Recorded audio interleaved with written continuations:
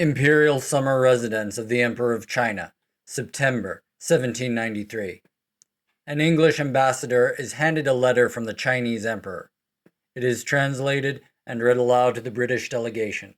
Upon hearing the contents, the delegation's morale crumbles. The envoys believed they had made a strong impression with their gifts of advanced scientific instruments and other tokens of goodwill, and would be rewarded with favorable trade and diplomatic concessions.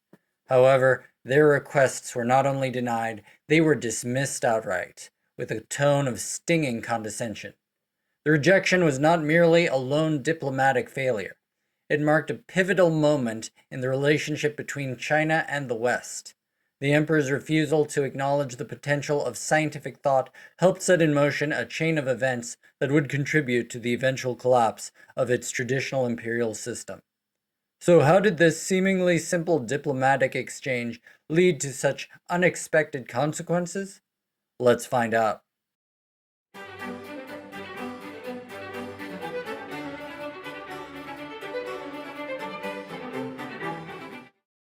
It's kind of crazy to think that an empire as powerful as China's would be undone due to a bungled diplomatic mission, but that's pretty much what happened. Here's the background. By the late 1700s, England had enjoyed over a century of growth and expanding global influence, fueled by changes brought about by the Enlightenment, colonial ambitions, and the start of the Industrial Revolution. The island nation had secured vast territories in Canada and India, establishing itself as a dominant global power. Despite the recent loss of 13 colonies in North America, England remained one of the most powerful and influential nations in the world, with its naval and economic strength shaping European affairs.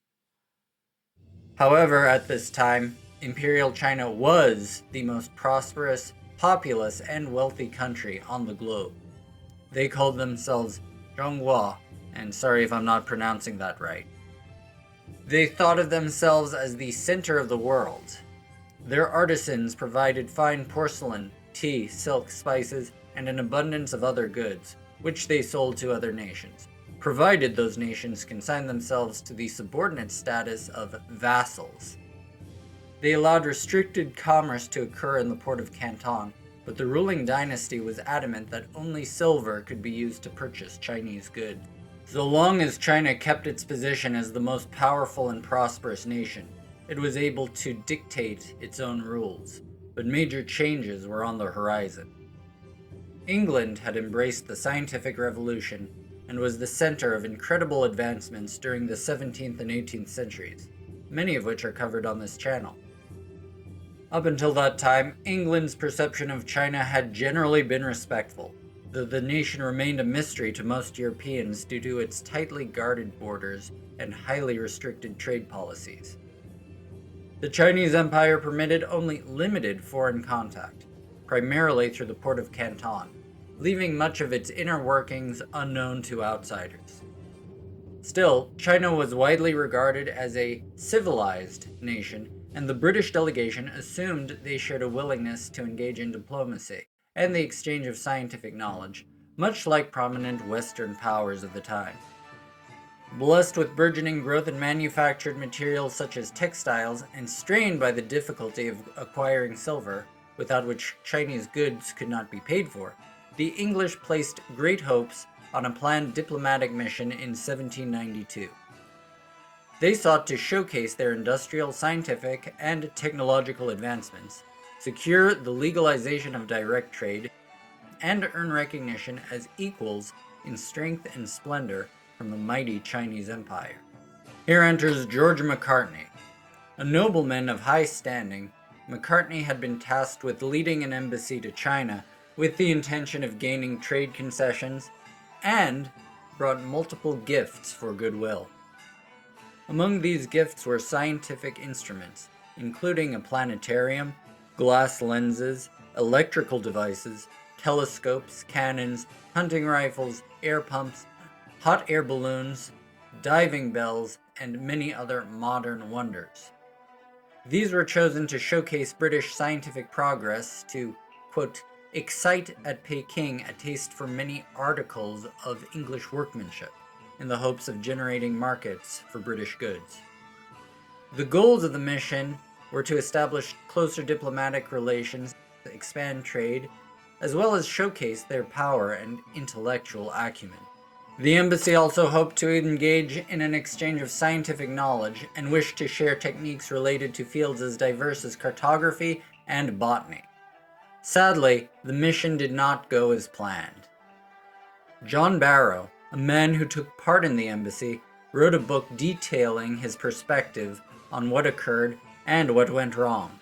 His account, though painted by the prejudices of his time and position, reveals that the Chinese officials showed a general disinterest in the engineering works that had been gifted by the embassy, and he even claimed that if Chinese interest in the sciences had ever existed, that this was now, in his own words, quote, completely worn out, unquote.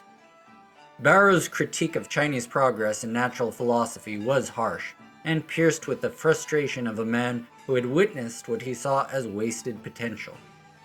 He chastised the Qing court for their perceived stagnant gunpowder technology, outdated metallurgy, and seeming disinterest in modern astronomy. He noted that any attempt to improve or copy a successful new idea was met with strong condemnation, as evidenced by his account of a local trader who attempted to build an English-style ship. A Chinese merchant of Canton, who, from the frequent opportunities of seeing English ships, was not insensible of their advantages over those of his own nation, which traded to Batavia and other distant ports, resolved and actually began to construct a vessel according to an English model. But the hoopoe, or collector of the customs, being apprised of it, not only obliged him to relinquish his project, but fined him in a heavy penalty for presuming to adopt the modes of a barbarous nation. But unequal interest in the sciences wasn't the only issue faced by Macartney, or even the most problematic. The embassy did not work within the prescribed model of Chinese tribute, with the biggest sticking point being that Macartney and other ambassadors refused to kowtow, which involved bowing low to the emperor and touching one's head against the ground. Though Macartney performed a bow similar to what he would do for his own king, the breach of protocol caused major consternation in the rigid Qing court and helped lead to their relatively quick and unceremonious expulsion shortly after their arrival. Additionally, the hoped-for exchange of knowledge did not come to fruition. Chinese scholars were unwilling to share much information with the foreigners, even in seemingly neutral fields such as botany. On top of that, the scientific gifts to the emperor went over poorly or were completely misunderstood. In one case, a series of complex devices that could produce electric sparks were marked as toys for the ruler's grandchildren. The emperor received the embassy and its requests with cordial friendliness. However, his response to the embassy not only disappointed the diplomats, but contained an air of extreme condescension. As your ambassador can see for himself, we possess all things in abundance. I set no value on objects strange or ingenious, and have no use for your country's manufactures.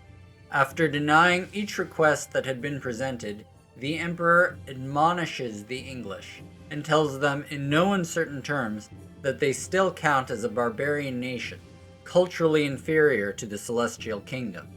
The letter arrogantly concludes, Tremblingly obey and show no negligence. A special mandate. To say the least, this is not what they expected. Disenchanted by the cold response to their diplomatic overtures, and rankled by the disregard for scientific knowledge, the embassy returned to England with little to show for their troubles other than ruffled feathers. Both the Chinese and British considered themselves exceptional, each deeply convinced of their own superiority and found little to admire or emulate in the other. A key difference, however, was that the British, as an emerging global maritime empire, were eager to utilize its scientific acumen both for the pursuit of knowledge and to capitalize on the opportunities for power this new branch of understanding offered. In contrast, the Qing court still saw itself as the center of the world, the Middle Kingdom, willingly isolated and largely unaware of foreign nations. It showed little interest in understanding the British or their philosophies, viewing them merely as a distant and unruly vassal come to offer meager tribute, while displaying great arrogance that ticked off the very people they were trying to please. The failure of the McCarthy mission was seen as a turning point in the history of China and the world at large. England's star was rising, propelled by inventions and innovations, as well as the philosophical framework that made such advancements possible. The great irony is that the compass, rudder, and gunpowder the English used to reach and eventually bring China to its knees were all originally Chinese inventions. But even by the time of the embassy, China's star was falling. The Macartney embassy marked a significant shift in British actions in China. Because the Chinese refused to consider trading with anything other than silver, the English doubled down on their trade in opium. Additionally, racism against the Chinese in the West increased in scope and vigor, partially as a result of less than flattering accounts of the country given by members of the embassy. The Chinese were also unimpressed by people they deemed Southern barbarians, asking how a people whose religion preached peace could give so many weapons of war as tribute. The officials also expressed horror when an unruly English soldier was flogged bloody. Their table manners and dress also provided subjects for scorn. In 1810, opium was officially banned in China, but the supposedly civilized English chose to continue importing this dangerous and addictive drug in order to procure luxury goods like tea, silk, and pretty porcelain. China sought to maintain its isolation, but in 1839, a diplomatic clash over the smuggling of contraband ignited the First Opium War. This conflict, along with other disastrous campaigns that followed, exposed the dire consequences of China's refusal to embrace modern science and technology. The Qing dynasty, facing a vastly superior British military, found itself incapable of defending the nation, plunging the domain into what would later be known as the Century of Humiliation. The Qing dynasty would be the last imperial dynasty of China, as events of the 20th century shaped a vastly different future than what anyone at the time could have predicted. The repercussions of the Macartney embassy's failure have echoed through the ages. One can only guess how history might have unfolded if the Chinese court had approached the British mission with greater curiosity, or if the English had chosen to leave well enough alone with their drug pushing. Perhaps the history of events would have shifted dramatically, or maybe not at all. Such musings, however intriguing, remain in the realm of speculation. It is here that we can speculate, what if? What if the Chinese government, recognizing the remarkable advancements unfolding in the West, had deemed Western science a field worthy of serious study? What if they had sought to weave Enlightenment ideals, rationalism, innovation, and individual rights into the traditional fabric of Chinese society? Could they have ascended to global power without enduring the devastating upheavals that marred their history in our timeline? We can only imagine the thoughts of a perceptive Mandarin or official who clearly saw the growing power of Western technology, yet found themselves paralyzed within a rigid, hierarchical system that resisted reform. It must have been a profoundly disheartening experience, watching an unstoppable wave of foreign influence and creeping destruction inch closer while being powerless to direct the course of the empire towards adaptation and renewal. The actions of the past, for better or worse, cannot be undone. Thanks for watching. If you love this plunge into the history of science and engineering, hit that like button, subscribe, and ring the bell for more fascinating stories.